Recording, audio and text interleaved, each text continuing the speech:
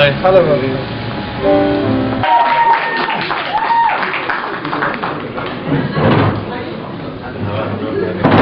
No, that's fine. That's fine.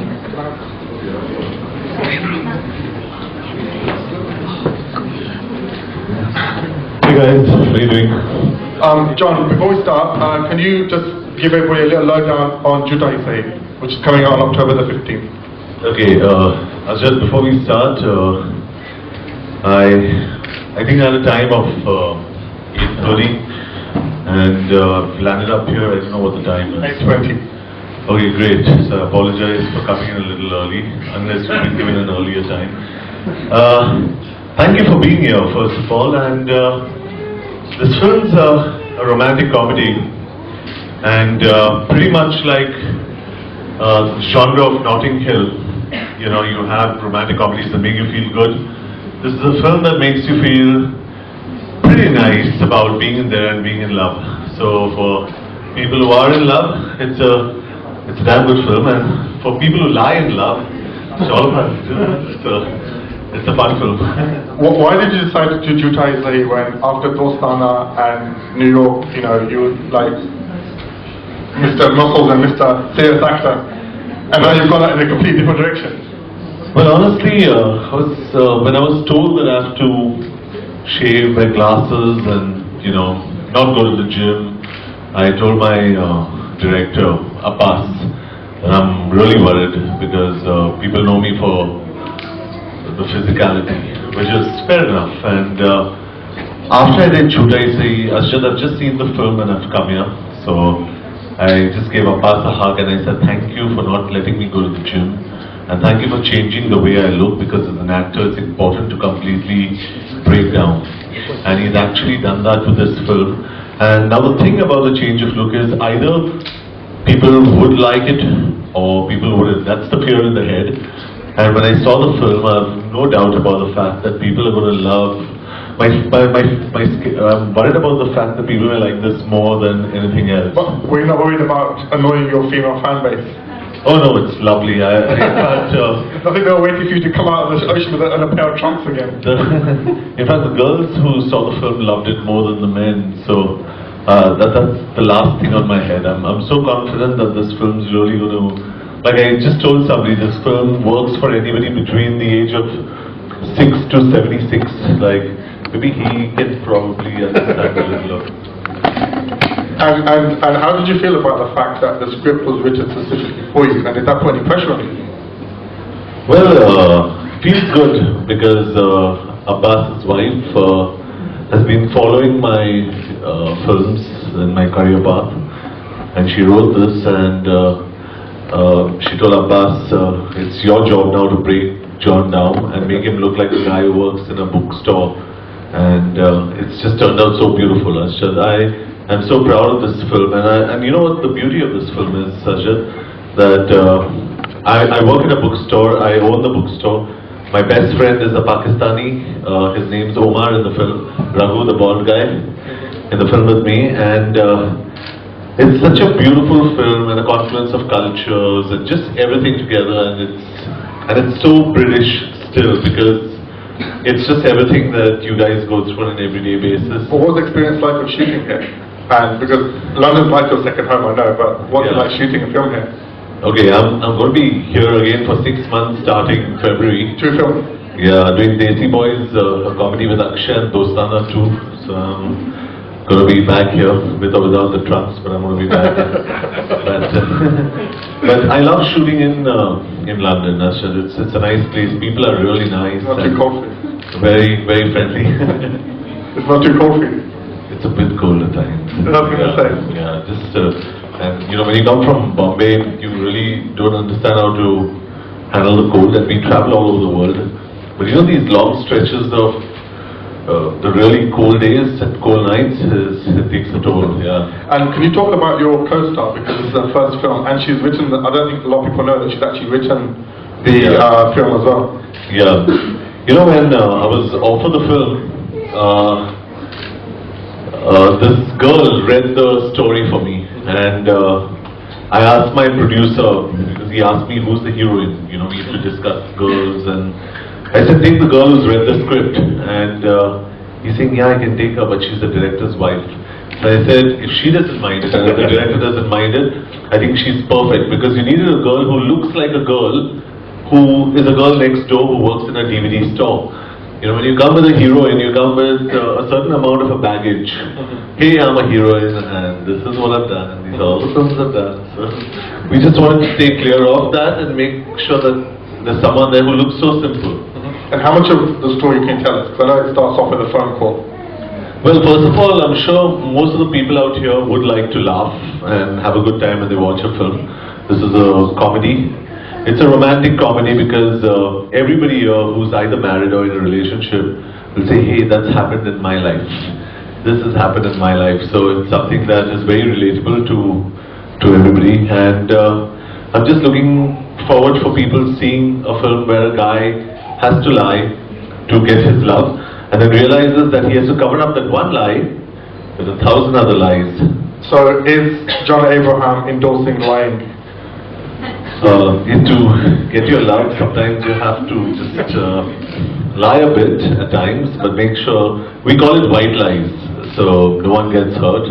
And I was a very, very bad liar before this film. So are you now an expert liar? Awesome. Awesome. What's the biggest lie you've told? In the past or no? Generally in the past. Well, generally in the past, the biggest lie I've told. Like before you got your muscles, did you have to lie to get a girl? No, in the past, because the rest of us have to lie. No. I guess the biggest lie that a man can tell a woman, which I've probably done a long time in the past, is tell a woman I love you. And then you have a woman looking at you, and you know, women who are smart just look at you and say, you're such a loser. You're just such a loser. Women who probably don't want to see that, you know, get convinced. But I must say this, this is a due respect to all the women sitting here. Women are also very good in convincing liars. Is it true that men tell more lies, but women tell bigger lies? I've heard that, yeah. Women tell bigger lies, but men just tell small I'm going to use this, because that's a fact. Because I didn't know how to kind of get that together. But yeah, women tell bigger lies sometimes. But you want to believe them, because you know, when you're in love, you want to believe everything, and you hope that everything's true, and it goes the same for a man or a woman. And has this film taught you any important life lessons? Because it looks like one of those films that's people going to go away with that. I think this film's a lesson in relationships for people who are in relationships, who don't want to be in them, and don't know how to get out. And for people who aren't in relationships and really want to get in and be in a relationship with someone you love, it just works both ways, because this film is so basic and real and tells the life stories of practically each one of you in this audience who's sitting here, and you'd point out a character or a moment in the film and say, this has happened with me. And can you talk a bit about the music? Because I believe that Rahman's on the music, right? Yeah, A.R. Rahman's. How did you convince him? Because, like, well, it's become too expensive now. He's worked with Abbas on his last film, Jaane Tu Ya Jaane Na, and he loved the script of this film, and I think there's a song, there's a song called Cry Cry and this Maiya Yashoda here, but there's a song called Call Me Dil, which is my favorite song. I'm obsessed with it. I listen to it 50, 60 times a day.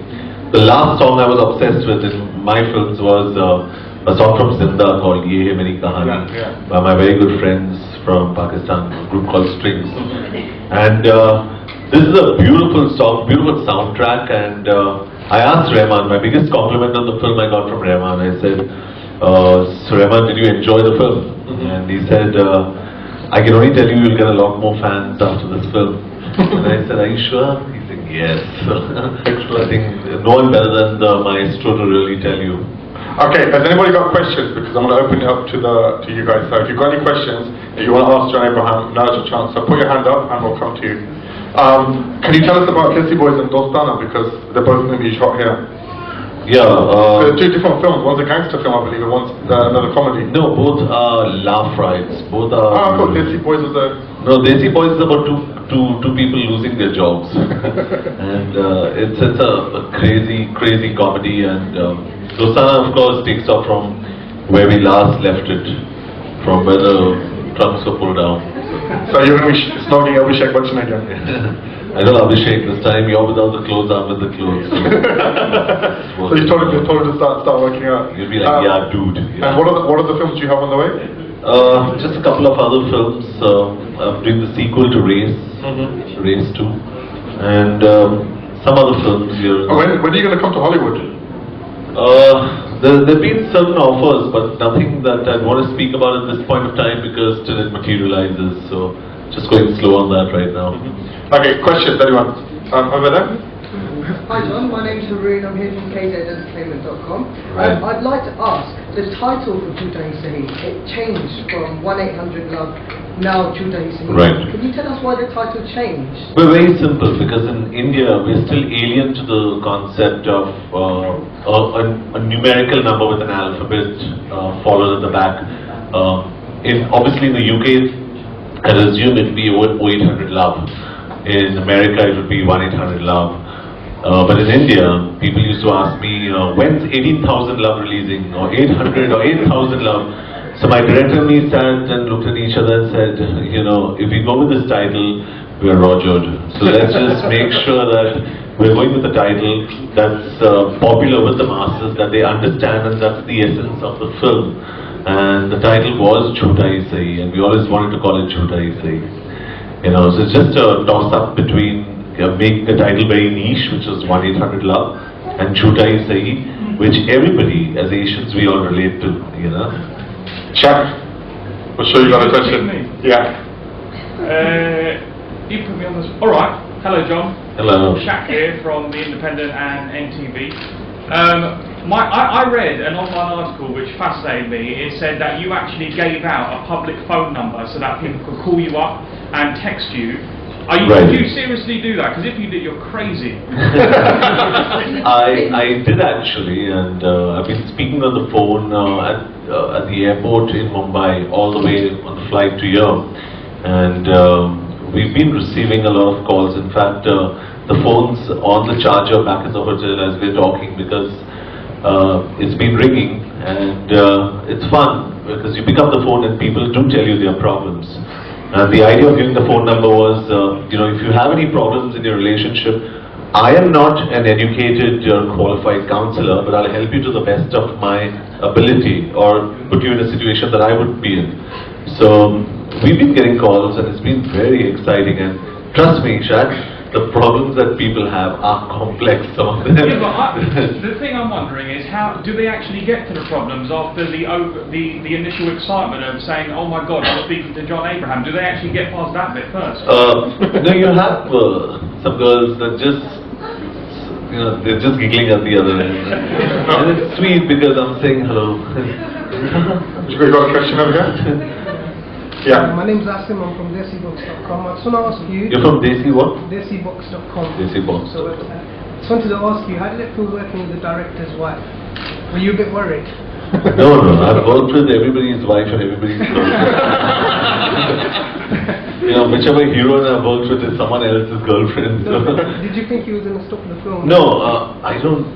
In fact, it was so comfortable working with her till we shot the climax because it's a very intimate scene. When I saw his face, he was worried.